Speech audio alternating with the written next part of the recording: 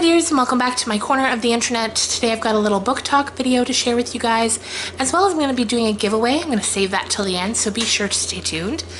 Today we're going to be talking about The Lightkeeper's Daughter by Jean E. Penswall. I hope I'm saying that right. I picked up this book. I ordered it on Amazon actually not too long ago when I had just been scrolling through the newer releases to find something to read, and the cover art truly drew me in at first. As someone who grew up on an island, I'm always very drawn to lighthouses, and so I was like, okay, I read the blurb and I thought, let's give it a go. So this story has two main characters. The first is Morgan. She's kind of a delinquent teenager. She's been bounced around in foster homes after her grandfather died. She was raised mostly by her grandfather because her mom died when shortly after she was born. She got cancer while she was pregnant and decided to keep the baby instead of terminating and going to treatment. And she never knew her father. So she's raised by her grandfather. He dies when she's 10, and then after that she's just bounced around from bad situation to bad situation, basically. She gets in with the wrong crowd of friends, and she is caught painting graffiti on the fence, I think, of a nursing home.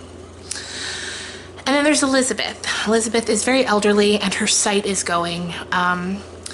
She's I believe to be like in her 80s, like maybe late 80s, and she's a resident of this nursing home. So what happens when Morgan gets caught is she gets sentenced to community service hours of repainting this fence. And while she's doing that, she ends up crossing paths with Elizabeth. And they kind of begin to form a reluctant friendship. And after a while, Elizabeth asks for Morgan's help. You see, journals, a stack of journals that Elizabeth's father wrote, have come into her possession, and she wants to read them because there are a lot of things from her past that she needs answers about. But of course, her eyesight is going and she can't read them herself. So she asks Morgan to help her.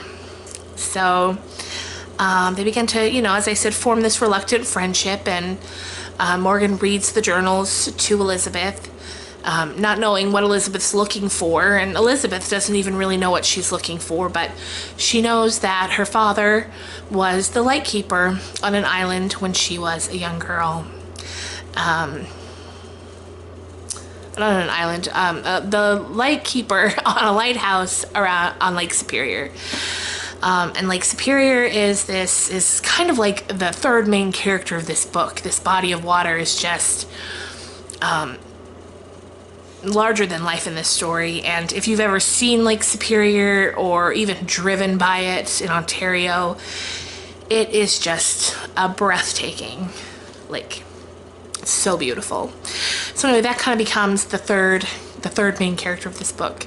So her father was the lightkeeper in this lighthouse on Lake Superior. From Elizabeth, we also learned that she had a twin sister named Emily, who was a fantastic artist. And while Morgan is in Elizabeth's room reading to her, she notices that Elizabeth on her mantle has drawings, framed drawings that look very familiar to Morgan. And we soon find out that from her grandfather, she inherited his violin, and kept tucked inside the violin are pictures, drawings that are clearly drawn by the same artist. And through spending time with Morgan and Elizabeth, Morgan finally finds out that Emily, Elizabeth's twin sister, drew the drawings on her mantle, and also the drawings that Morgan now has in her violin case. And that kind of leads Elizabeth to ask, Morgan, who are you? Why do you have these drawings? And so we quickly learn that Morgan's grandfather, who has passed away, was someone very important in Elizabeth's life. And then the rest of the book is kind of Elizabeth telling her story to Morgan, because as Elizabeth says at one point, these journals and this story is as much Morgan's as it is mine, she now realizes. So it kind of, there's this build up. We know, we find out from Elizabeth that something bad has happened to Emily. Emily's, from the feel of it, long gone. Something bad happened, and Elizabeth carries a lot of guilt because she couldn't save her sister. So from there, we just uncover the mystery of how Elizabeth knew Morgan's grandfather, what happened to Emily, and it's just such a beautifully written story. I loved it. The first part I found to be a little slow. I kind of had to push myself to keep going, but once part 2 comes, part 2 is called Ghosts, and it's just, it really picks up the pace there, and I couldn't put it down after that. The prose is beautiful. The author, she makes me care about the characters. She gives them so much personality, such big, beautiful personalities, and you just care so much about them. And her descriptions of the island, the lighthouse, her family, Lake Superior, it's all just so beautiful. And that's all I'm going to say about this one. I don't want to give too much away about this one because I really think you should try to pick it up and give it a read.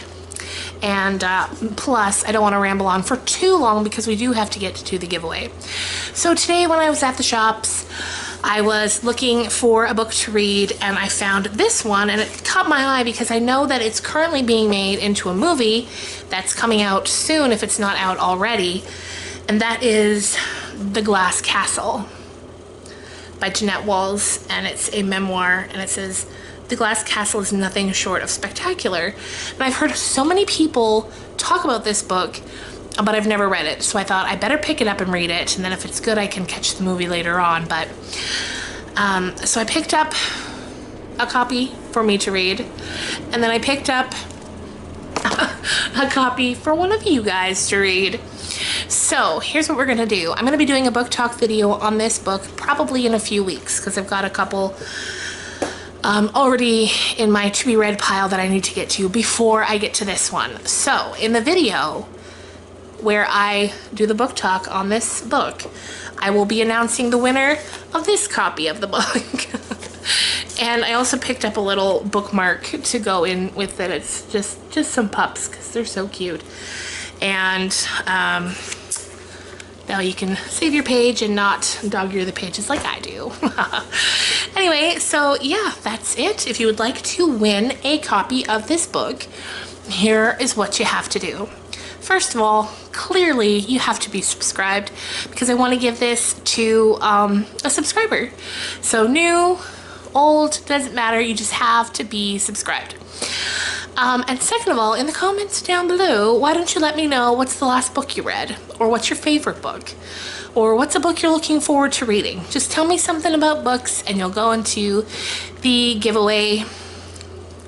You'll be entered into the giveaway, and then I'll be announcing the winner in a couple of weeks.